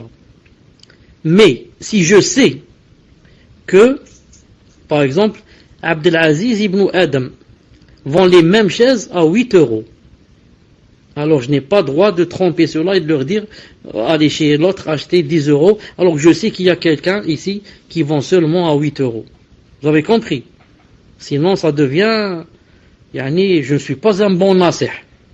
Un bon nasih, je leur dis attention, il y a ici à 8 €. Donc pourquoi vais-je vous envoyer chez des gens qui vendent 10 €? Voilà, Inch'Allah Ta'ala, la réponse. Tfaddal. Non, cher, je me permets juste de faire une petite remarque concernant les questions-réponses, car des personnes pensent que les règles viennent de nous en tant qu'administrateurs, et ne savent pas que les règles qui sont mises en place viennent de vous. Donc on me demande si c'est autorisé de lever la main sur les 2 salons. Non, donc c'est autorisé, mais ce n'est pas dit qu'on va prendre forcément votre question. Si vous levez la main donc, dans les 2 salons, et que l'une de vos 2 questions est déjà passée, on va privilégier une autre personne, Inch'Allah, pour qu'elle puisse également, elle, poser sa question. Et on sait très bien, et Cher a déjà fait la remarque plusieurs fois, on sait très bien que beaucoup de vous, quand vous rentrez dans le salon, vous levez directement la main, et c'est souvent les mêmes personnes qui posent des questions. Donc, Inch'Allah, si on essaye de privilégier d'autres personnes pour poser des questions, c'est pas une injustice. C'est juste que vous, si vous levez la main dans les deux salons, vous pouvez, rien ne vous l'interdit, mais c'est pas parce que vous avez posé directement votre question qu'elle passera. Et ça, c'est avec l'aval du cheikh. Donc, je vous dis, tfadal cheikh. Non, c'était juste pour changer un peu de temps. Il y avait quelque temps, je vous avais dit, ou bien j'avais fait une annonce, alors que j'en fais rarement, comme quoi une sœur reconvertie enceinte, etc., avait des problèmes, etc. Et maintenant, je vous apprends qu'on m'a envoyé un mail pour vous dire, ou alors me demander de remercier, que Allah subhanahu wa ta'ala facilite aux gens qui ont aidé cette sœur, et que maintenant, alhamdoulilah, elle est dans son appartement, elle a de l'eau, elle a l'électricité, le gaz, etc. Que puisse Allah subhanahu wa ta'ala bénir l'argent de ceux qui ont participé et ont aidé cette sœur. Naam, tfadal. Donc, question suivante, cher. De toute l'histoire du monde musulman, y a-t-il toujours eu des renversements de pouvoir, des chefs musulmans ayant du pouvoir et de l'influence pour renverser un gouverneur musulman, bon ou mauvais soit-il? Avait-il le droit de le faire? Comment doit-on considérer ce fait? Tfadal, cher. Bonne question. Car ça rentre aussi dans le minhaj. Aujourd'hui, comme vous voyez, alhamdoulilah, chaque mercredi comme aujourd'hui, ce sont des cours donc, de minhaj très importants. Très importants. Al-Muhim. J'allais dire, il y a quelque chose de très important à savoir, mais qui est la réponse à la question qu'on a posée. C'est quoi? C'est qu'en islam, quand quelqu'un arrive au pouvoir, soit parce qu'on lui a fait l'allégeance, comme Abu Bakr Siddiq, radiyallahu ta'ala, soit qu'il a été choisi. Comme a été choisi, c'est pas on dit choisi, on dit on l'a chargé. Comme a chargé Abu Bakr Siddiq, Omar al-Khattab, qu'il soit après lui. Il lui a donné, comme on dit, le pouvoir. Ou soit délégué, ou soit qu'il soit choisi, comme a été choisi Uthman ibn Affan parmi 5 ou 6 personnes.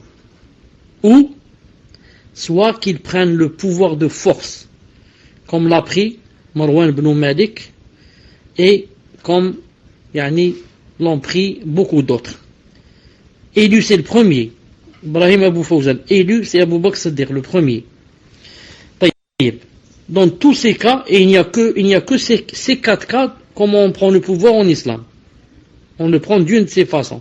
On est élu comme Abu Bakr Siddiq, délégué comme Omar al-Khattab, choisi comme Uthman ibn Affan, et enfin pris de force comme Abdel Malik ibn Marwan et d'autres. Maintenant, quand quelqu'un prend le pouvoir en islam, de quelle sorte que ce soit de l'une des 4, car je crois qu'il n'y a pas une 5e, alors on doit lui obéir jusqu'à ce qu'il quitte le pouvoir ou bien meure, jusqu'à ce qu'il se désiste lui-même, il dit j'en ai plus envie, et il le donne par exemple à quelqu'un, ou il laisse alors les gens choisir, ou bien jusqu'à ce qu'il meure, 40 ans, 50 ans, 60 ans.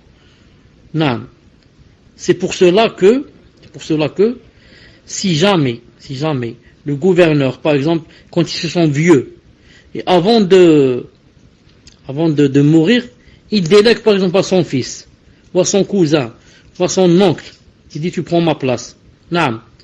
Celui qui prend sa place est légiféré en islam. On doit lui obéir. On ne doit pas dire pourquoi il lui a donné. C'est son cousin, c'est son fils. Comme on dit par exemple maintenant, on va dire au Maroc. On va dire c'est le Mohammed 1, ensuite Mohammed 2, Mohammed 3, ensuite Mohammed 4, ensuite Mohammed 6, et comme ça va pas finir. Ça va pas finir. Ça va pas finir, c'est pas mon problème. Moi je ne cherche pas à être gouverneur, ni à mettre mon frère. Moi je cherche la sécurité et comment appliquer l'islam tant que je puisse. Si le gouverneur m'aide et applique, alhamdoulilah, c'est ce qu'on veut. S'il ne m'aide pas, il est contre, moi j'applique. Personne ne m'empêche. Personne ne m'empêche d'appliquer. Et si le gouverneur m'empêche dans la rue, alors j'applique dans la maison. Quand je ferme la porte, est-ce qu'il vient voir ce que je suis en train de faire? C'est pas possible. Et quand je marche dans la rue, est-ce qu'il sait ce que je suis en train de dire dans mon cœur? quand je bouge mes lèvres en disant subhanallah, alhamdulillah, la ilaha illallah, subhanallah, alhamdulillah, est-ce qu'il peut me dire qu'est-ce que vous êtes en train de dire? Il ne peut pas m'obliger. Donc, voilà, Inch'Allah ta'ala, la réponse. En islam, quand quelqu'un prend le pouvoir, il doit rester jusqu'à ce qu'il meure ou qu'il le quitte. C'est pour cela que, ce qui se passe maintenant, tous les 4 ans, on va chercher un autre gouverneur, ça rentre dans, premièrement, la bid'a, et deuxièmement, ça rentre dans quoi? Dans, le mode de vie, ou le mode de pensée, ou le mode de gérer des kuffars. C'est pas les musulmans qui doivent faire comme ça. Mais ça vient des non-musulmans. Tfadal. Question suivante, cher. Question d'une sœur qui dit: je travaille dans la fibre optique. Précisément, je dois effectuer des installations complètes, du passage de câble jusqu'à la mise en service Internet et du décodeur TV. Cela en sachant que pour le décodeur, je suis censé fournir des codes adultes confidentiels qui permettent d'accéder à certaines chaînes haram. Mais personnellement, je ne leur donne jamais de code, pour éviter d'être la cause de leur péché. Donc si le client cherche à regarder des chaînes haram, cela sera bloqué automatiquement. Seules les chaînes tout publiques lui seront accessibles. Est-il halal? Tfadal, cher. Qu'est-ce que vous voulez que je vous dise? Un travail pareil, ce n'est pas facile. Pourquoi? Travail dans des installations, passage de câbles pour Internet et décodeurs, etc. Elle a posé la question pour un frère. Vous savez que ce n'est pas facile. Je travaille donc j'aide les gens pour mettre l'Internet, pour avoir donc la télé, les chaînes, etc. Et vous savez que qui sont maintenant les gens qui ont peur d'Allah subhanahu wa ta'ala et ne voient que ce qui est permis. Ensuite, si on va voir les chaînes françaises, on va voir TF1 ou la TF2 ou là, il n'y a pas peut-être une minute où il n'y a pas une femme, au moins, qui montre la moitié de sa poitrine ou la moitié de ses jambes. Toutes les minutes à peu près. Dans toutes les chaînes, dans toutes les discussions, dans toutes choses. Donc maintenant, toutes ces femmes vont être vues et vont se montrer, etc. à cause de moi qui ai placé ces câbles et qui est ceci, cela. Franchement, je ne peux pas dire comme ça directement, il faut laisser ce travail et aller je ne sais où, mais je dis que la personne fasse des doigts, pour aller chercher un travail, même s'il ne ramène pas beaucoup d'argent, mais qui est halal à 100% bi'idhnillahi ta'ala. Comme vendre des gâteaux, ou bien vendre du pain, ou bien vendre des cartables, ou je ne sais quoi. Pourquoi? Parce que avoir un peu d'argent et ne pas gagner beaucoup, mais avoir le ravissement d'Allah, c'est beaucoup mieux que avoir beaucoup d'argent, mais j'ai été la cause que beaucoup de gens ont fait le haram à cause de moi. C'est pour ça qu'Allah subhanahu wa ta'ala dit dans le Coran: قُلْ بِفَضْلِ اللَّهِ وَبِرَحْمَتِهِ فَبِذَلِكَ فَلْيَفْرَحُوا هُوَ خَيْرٌ مِمَّا يَجْمَعُونَ.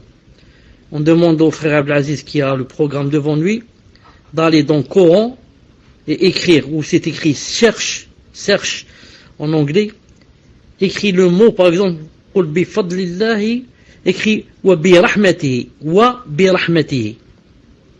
et clique dessus, il va te donner le verset en arabe, ensuite donne le nous en français. قُلْ بِفَضْلِ اللَّهِ, écrit وَبِرَحْمَتِهِ. Il n'y a pas dans le Coran وَبِرَحْمَتِهِ. Il y a seulement ce verset ou un autre. Et dis-nous en français ce que ça donne. Donc Allah Ta'ala veut dire dans ce verset, dans un sens rapproché, il veut dire, c'est quand quelqu'un a la grâce d'Allah ou sa miséricorde, qui doit vraiment être content. Il a dit, même si quelqu'un va te donner tout ce qu'il y a dans cette dunya, on va te grouper tout ce qu'il y a et te le donner, mais tu n'as pas la grâce d'Allah et tu n'as pas son ravissement, et Allah Ta'ala est en colère contre toi, à quoi ça sert? Wallahu Ta'ala a'lam. Tfadhal. Question suivante, cher. Question d'une sœur. Je voudrais savoir comment pouvons-nous savoir qu'un gouverneur est musulman ou non? Par exemple, Bachar al-Assad est-il musulman ou non? Et aussi, si on est marié à un homme qui est d'accord avec el-Baghdadi, comment fait-on? Tfadal Cheikh. Bachar al-Assad, certains savants contemporains ont dit de lui qu'il était kafir. Bachar al-Assad, certains savants contemporains ont dit de lui qu'il était kafir. Donc, c'est pas nous qui savons que telle personne est kafir ou pas. Ce sont les savants, grands savants, qui établissent sur lui la preuve et enfin dans le jugement bi'idhnillah subhanahu wa ta'ala. Ensuite, marié à quelqu'un qui est d'accord avec le Baghdadi, donc je suis marié avec un khariji, un takfiri. Et le prophète sallallahu m'a dit, ou que je les rencontrerai, je les tuerai. Et il a dit, tuez-les. Pour celui qui les tue, il aura qiyamah. Et il a dit, celui qui tue l'un d'eux, ou est tué par l'un d'eux, yani, touba lahu. Voilà donc le verset tout à l'heure. Que dites-vous de ce qu'Allah a fait descendre pour vous comme subsistance et dont vous avez fait des choses licites et des choses interdites? Dit, est-ce qu'Allah qui vous l'a permis? Non, c'est pas ça le verset. En français, tu as donné le 59. 58, ceci provient de la grâce d'Allah et sa miséricorde. Voilà de quoi il devait se réjouir, c'est bien mieux que suffisant. Naam. La traduction ici n'est pas adéquate, parce qu'Allah Ta'ala n'a pas dit ceci provient. Il a dit de la grâce d'Allah et de sa miséricorde. Voilà de quoi il devrait se réjouir. Un vrai croyant, de quoi il devrait se réjouir? Il doit se réjouir quand il sait que Allah Ta'ala va l'envelopper dans sa miséricorde. Et qu'Allah Ta'ala lui fait des grâces, il lui donne des bienfaits. Il l'aide à apprendre le Coran, il l'aide à apprendre son din, il l'aide à ce qu'il combatte l'avarice. Maintenant, alhamdoulilah, il donne de l'argent aux pauvres. Tout ça, c'est de la grâce d'Allah et ses bienfaits. Voilà de quoi un vrai croyant doit se réjouir. Alors ensuite, il a dit, c'est mieux que tout ce qu'ils amassent, tout ce qu'il y a dans cette vie. Si on va l'amasser et te la donner, et tu n'as pas la grâce d'Allah et sa miséricorde, ça ne sert à rien. Ça ne sert à rien. Non. Donc je reviens, je disais, attendez que je me rappelle que je disais d'abord, je parlais sur les gouverneurs. Non. Est-ce que quelqu'un peut m'écrire un mot ce que je disais? Aïwa, je disais sur les Khawarij, et que le professeur Sam a dit c'était les chiens de l'enfer. Il a dit la pire des créations des créatures. Alors une personne comme ça, comment vais-je rester avec elle? Vous avez compris? Une personne comme ça, je lui fais des rappels, je lui dis voilà, taqillah, tu es dans le faux chemin, l'égarement, ceci, cela, et je lui donne un temps, peut-être Inch'Allah Ta'ala, il va revenir sur le droit chemin. S'il persiste et insiste, il dit non, c'est le vrai chemin, c'est ceci, cela, que la sœur voit Inch'Allah Ta'ala avec un savant, comment il fait pour la faire divorcer de lui, bi'idhnillahi ta'ala. Tfaddal. Question suivante, question d'un frère qui dit quelle est l'authenticité de la parole attribuée au prophète sallallahu alayhi wa sallam utilisée par Tariq Ramadan pour pousser les musulmans à manifester. Le meilleur djihad, c'est dire la parole de vérité face au gouverneur injuste. Ou dans une autre version qu'il donne, le meilleur djihad, c'est dire la parole de vérité devant un tyran, un despote. Fadal Cheikh. Muslim, le son est faible, il n'est pas comme auparavant. Maintenant, quand tu as parlé, il était faible. C'est possible de le relever et de reposer la question. Non, bien sûr, cher. Je vous le répète. Donc le frère demande, quelle est l'authenticité de la parole attribuée au prophète sallallahu alayhi wa sallam, utilisée par Tariq Ramadan pour pousser les musulmans à manifester? Le meilleur djihad, c'est dire la parole de vérité face au gouverneur injuste.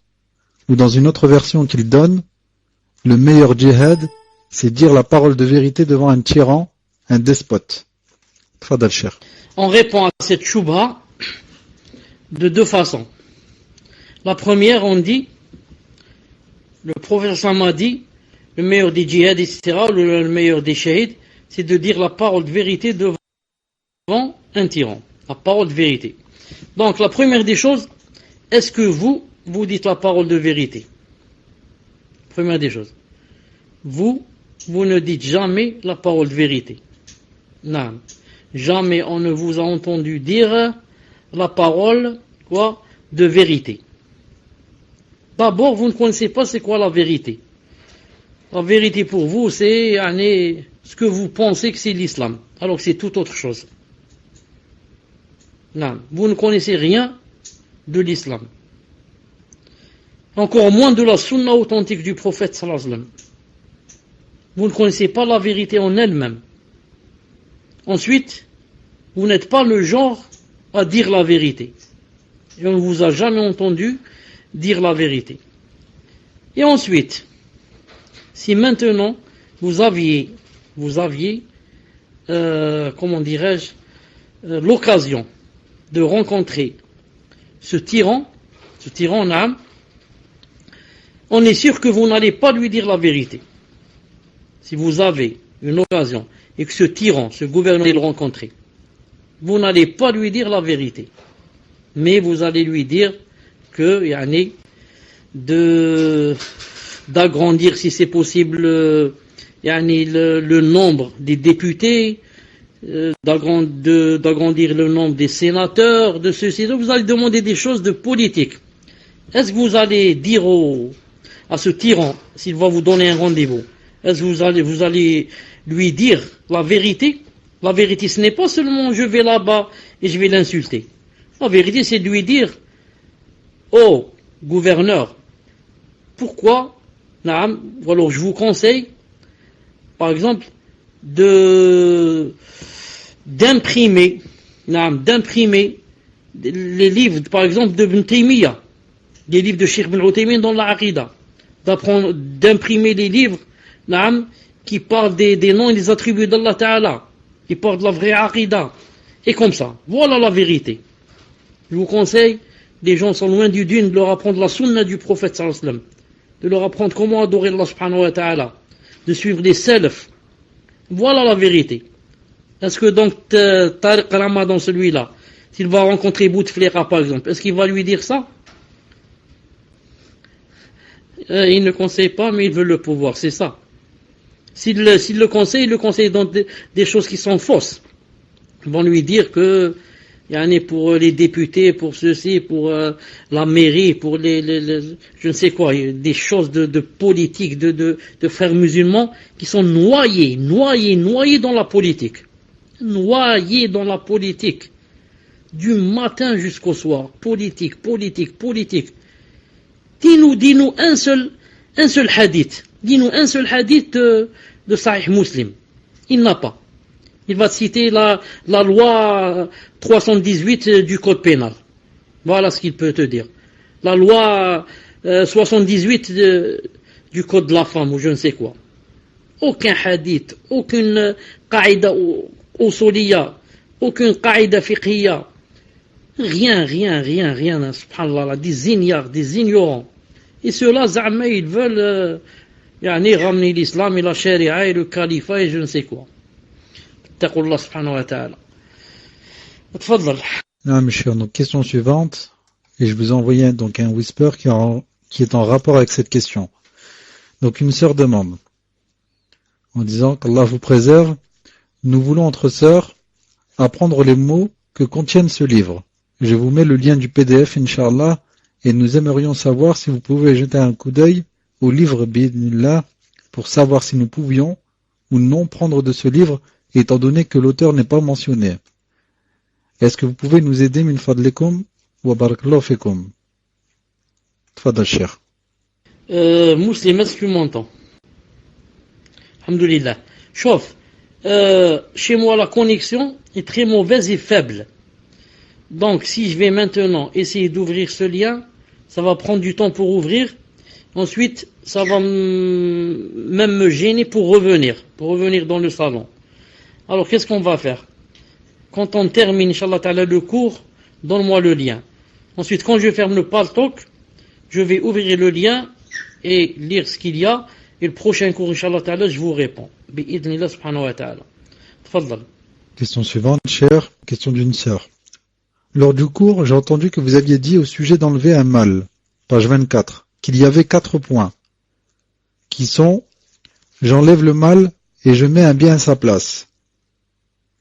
J'enlève le mal et je mets un mal plus grand à sa place. J'enlève un mal et je mets un mal équivalent. Je n'ai pas entendu le 4e point. Pouvez-vous le répéter min fadlikum wa jazakumullahu khayran. Tfaddal cheikh. Attendez, je suis en train de penser à cela, une seconde. Muslim,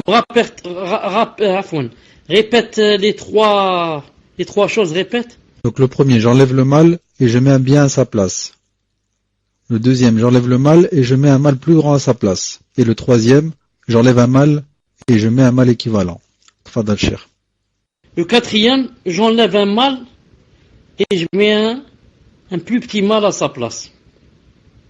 J'enlève un grand mal et j'en mets un plus petit à sa place. Ces gens-là buvaient de l'alcool, je les ai grondés, etc. Ensuite, maintenant, ils s'assoient en groupe, mais ils fument seulement la cigarette. Qu'est-ce qui est plus grave, boire l'alcool ou fumer la cigarette? Boire l'alcool. Donc j'ai enlevé un grand mal et j'ai mis un petit mal à sa place. Tfaddal. Wa alaykum salam wa rahmatullahi wa barakatuh. Question suivante. Question d'un frère. J'aimerais bien savoir pourquoi les frères musulmans ou les tendances similaires veulent absolument se révolter contre les gouverneurs et semer le trouble. Barakallahu fikum. Tfaddal cheikh. Ils font cela pour 2 raisons importantes. La première, ce sont des juhal. Ils ne connaissent pas la sharia, ils ne connaissent pas la sunna du prophète islam et les hadiths qui interdisent cela et les hadiths qui menacent celui qui fait cela. Donc ils font cela parce que tout simplement ils ne savent pas. Celui qui ne sait pas que l'alcool est haram, il va boire. C'est simple. Et la deuxième raison, ils font cela parce qu'ils aiment la dunya. Ils aiment la dunya. Et ils veulent arriver là-bas pour se partager entre copains, entre amis, entre familles, etc. Yani, toutes les choses. Ils se partagent ils se donnent des morceaux de terrain, ils se donnent des villas, ils se donnent d'abord ils commencent par se donner des postes.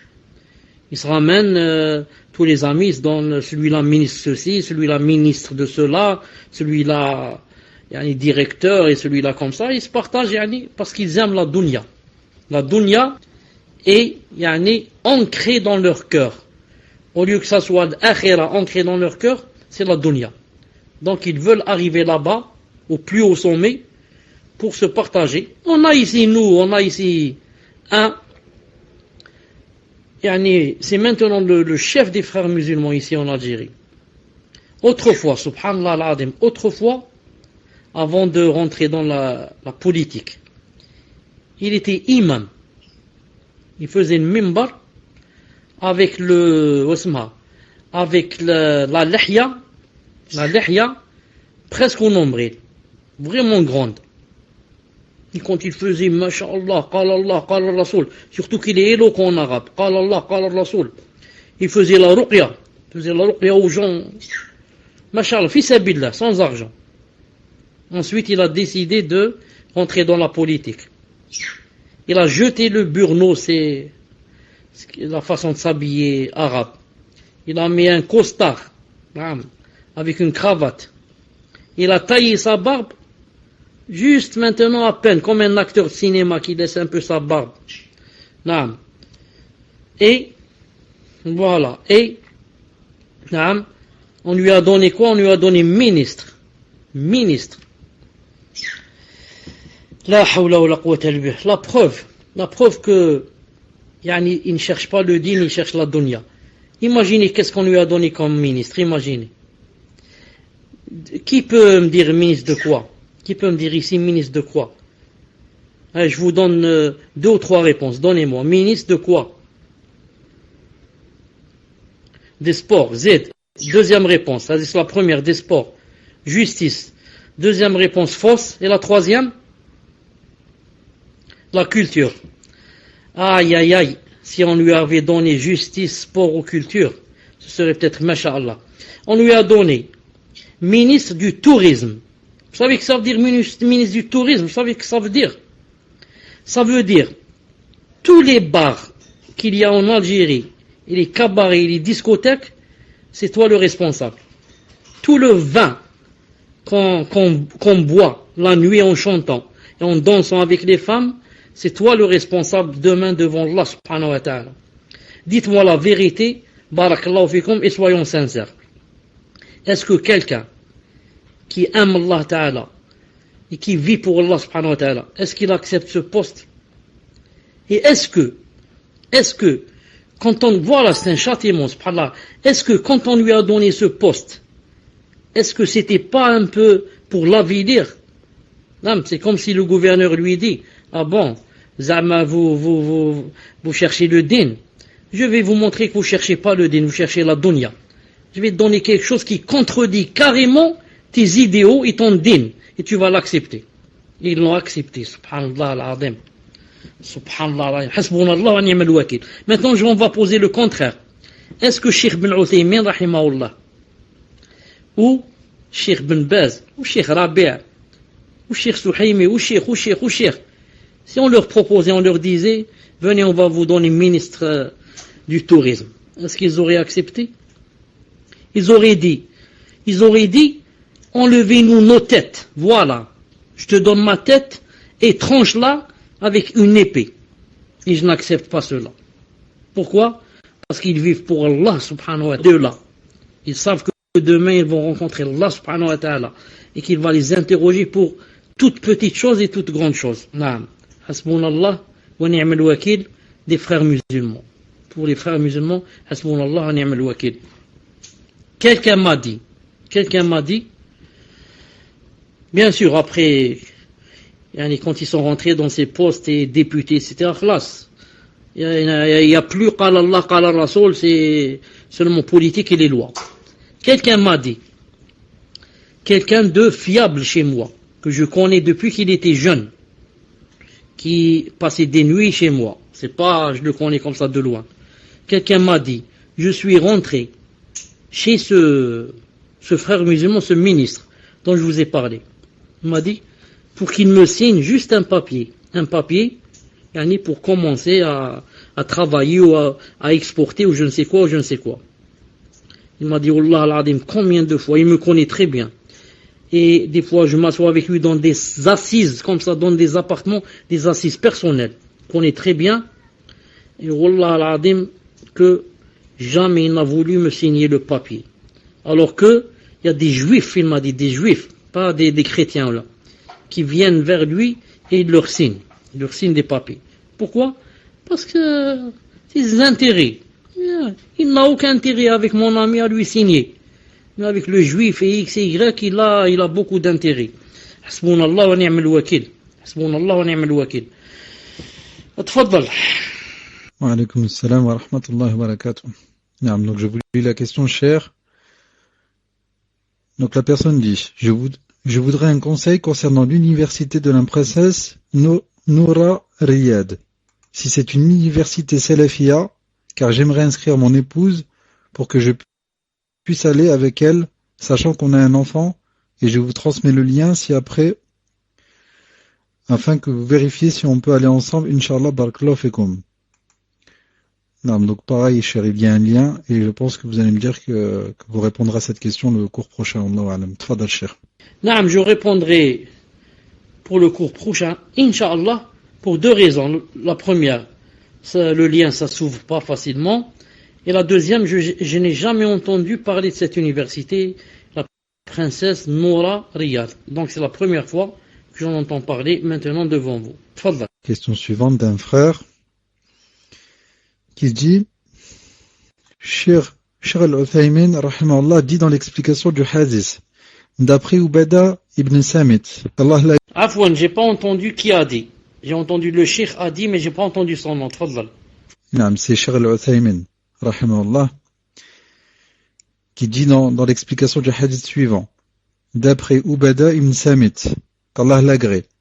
Nous avons prêté serment d'allégeance au prophète sallallahu alayhi wa sallam concernant l'écoute et l'obéissance dans la facilité et dans la difficulté, dans ce qui nous plaît et ce qui nous déplaît, et de ne pas disputer le pouvoir à ses détenteurs, sauf si vous voyez une mécréance claire à propos de laquelle vous disposez d'une preuve venant d'Allah, et sur le fait de dire la vérité, où que nous soyons, sans avoir peur des reproches de celui qui fait des reproches.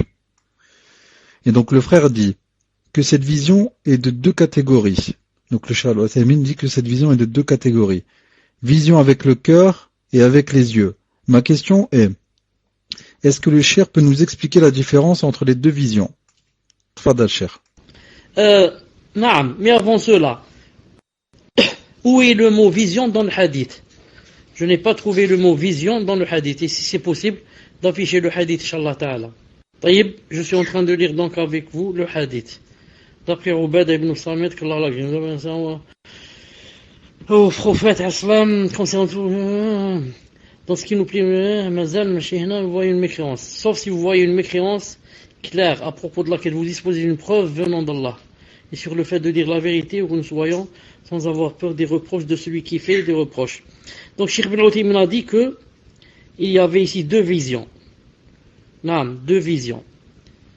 Et je suis sûr, car j'ai lu cela, que Cheikh Ibn Uthaymin rahimahullah a expliqué c'était quoi les deux visions. La première, c'est la vision des yeux. Voilà, vision avec les yeux. Je vois donc avec mes yeux que, par exemple, ce gouverneur a fait le kufr qui quoi? Qui ne lui laisse aucune excuse. Il vient à la télé et je sais qu'il n'a pas bu, je sais qu'il n'est pas fou, je sais qu'il n'y a pas un revolver sur sa tempe, et il commence à insulter Allah subhanahu wa ta'ala. Et il prend le Coran et il le met au-dessus de ses pieds. J'ai une vision avec quoi? Avec les yeux. J'ai une vision avec les yeux. Reste la vision avec le cœur. Je ne me rappelle pas maintenant comment a expliqué ça Cheikh Ibn Uthaymin rahimahullah. Je l'ai lu mais je ne me rappelle pas. Je ne me rappelle pas qu'a dit exactement Cheikh ici lorsqu'il a parlé de la vision du cœur.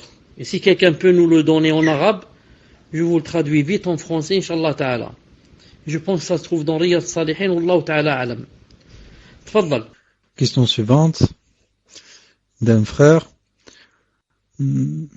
Pour transmettre la science sahih, Barakallah, en fait, je vous remercie, cher, pour transmettre la science sahih, qu'Allah le préserve. J'aimerais savoir comment considérer les Ash'ariya, la secte, font-ils partie des Ikhwan Muslimin et sont-ils plus égarés que les Khawarij?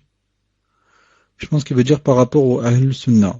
Et de plus, faut-il aujourd'hui avoir plus de désaveu envers les Khawarij de Daesh et d'Al-Qaïda, etc., que le désaveu envers les kuffars chrétiens et juifs?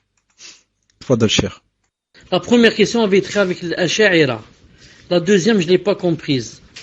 Il y avait aussi quelques sursauts. C'était quoi par rapport à Daesh, etc. Tfadal. Il a dit de plus aujourd'hui, faut-il avoir plus de désaveu envers les Khawarij de Daesh et Al-Qaïda, etc., que le désaveu envers les kuffars chrétiens et juifs? Tfadal Cheikh. Par rapport au Ash'a'ira, ce qu'il faut savoir, c'est que l'Ash'a'ira en tant que secte, c'est une secte égarée, qui ne rentre pas dans Al-Sunnah ou Al-Jama'a. Et c'est une secte qui fait partie des Murji'a. Pourquoi? Parce que les Ash'a'ira disent que la croyance, c'est au niveau du cœur. Ça s'appelle Tasdiq. Non, Tasdiq. Plus, on dit avec la langue.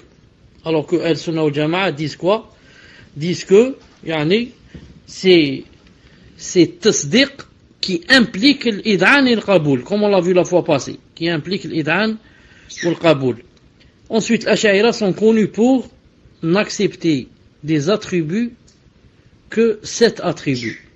Et tous les autres attributs qu'on appelle sifat al-ma'ani, et qu'on appelle aussi sifat al-af'al. Non. Tous ces attributs, les Ash'ari disent qu'il faut les interpréter. Ils ne disent pas, par exemple, Allah Ta'ala à la main. Ils disent la main, c'est le qudra et la puissance. Ils disent Allah Ta'ala n'est pas au-dessus du trône. Allah Ta'ala ne rit pas.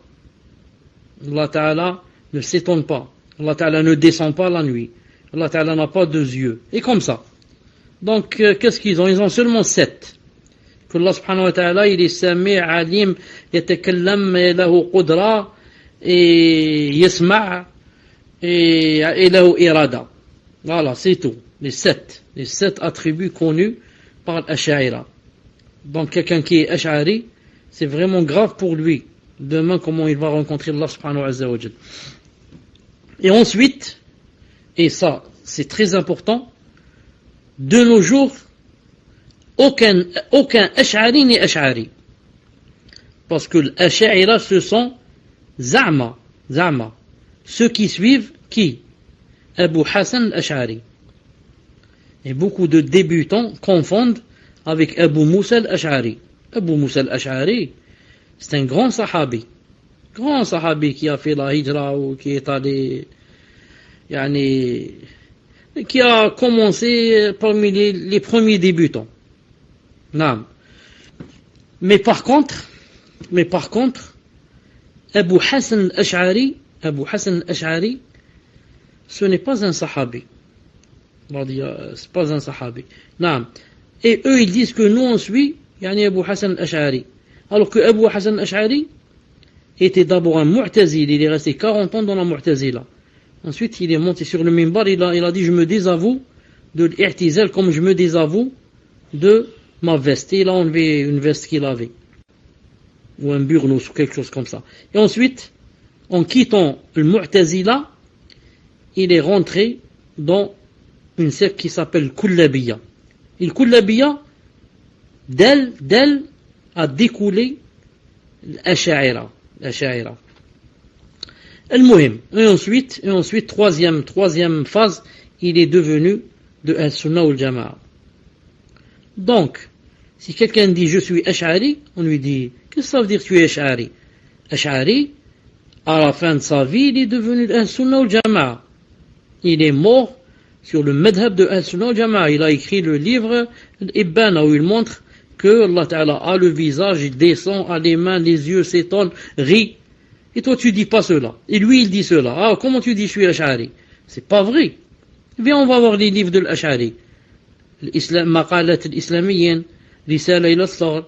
Regarde, ces rasaïl comportent le madhab de Al-Sunnah wal-Jama'a dans la Aqida. Alors toi tu dis pas comme lui. Donc tu n'es pas Ash'ari. Donc toute personne qui dit maintenant je suis Ash'ari, on lui dit qu'est-ce que tu veux dire par Ash'ari? Il dit je suis Abu Hassan al-Ash'ari, je suis, le verbe suivre, je suis Abu Hassan al-Ash'ari, on lui dit arrête de mentir. Arrête de mentir. Abu Hassan al-Ash'ari, qu'est-ce qu'il a écrit dans sa vie? Il a écrit l'Ibana. Alors rapporte-nous l'Ibana, on va voir, rapporte-le. Qu'est-ce qui c'est écrit dedans? Lis avec tes yeux. Donc tu n'es pas Ash'ari. Si tu étais Ash'ari, tu l'aurais suivi dans le manhaj qu'il a suivi, qu'il a choisi avant de mourir, le manhaj de Al-Sunnah wal-Jama'a. Ça c'est par rapport à Ash'ari. Non.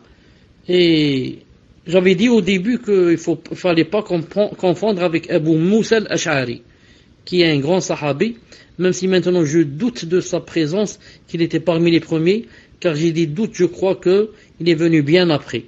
Wallahu ta'ala alam. Mais l'essentiel c'est que c'était un sahabi, et Abu Hassan n'est pas un sahabi. Et la deuxième question, c'était par rapport à quoi? Rappelle-moi, par rapport à quoi?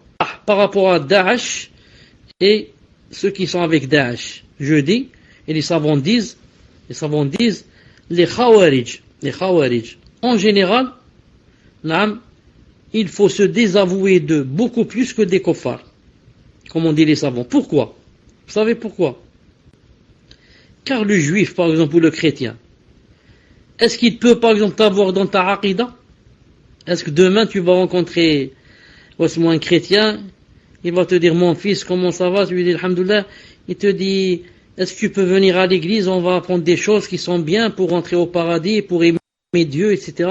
Est-ce que tu vas le suivre facilement à l'église? Tu vas lui dire, taqillah, c'est pas comme ça.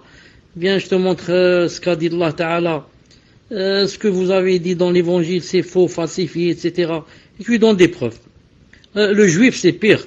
Déjà, le voir de loin, si lui, il est sur le trottoir gauche, toi, tu vas traverser pour marcher dans le trottoir droit. Donc, c'est pas possible qu'il t'égare ou là. Mais, le takfiri, le khariji, il peut t'égarer facilement. Pourquoi? Il va te dire, Allah Ta'ala dit dans le Coran, verset numéro 30, surah 18.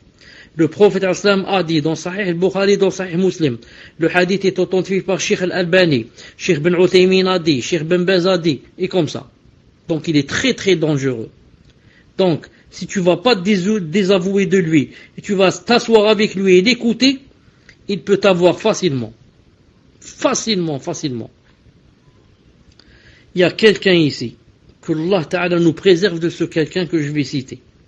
Que Allah Ta'ala nous préserve de ce quelqu'un.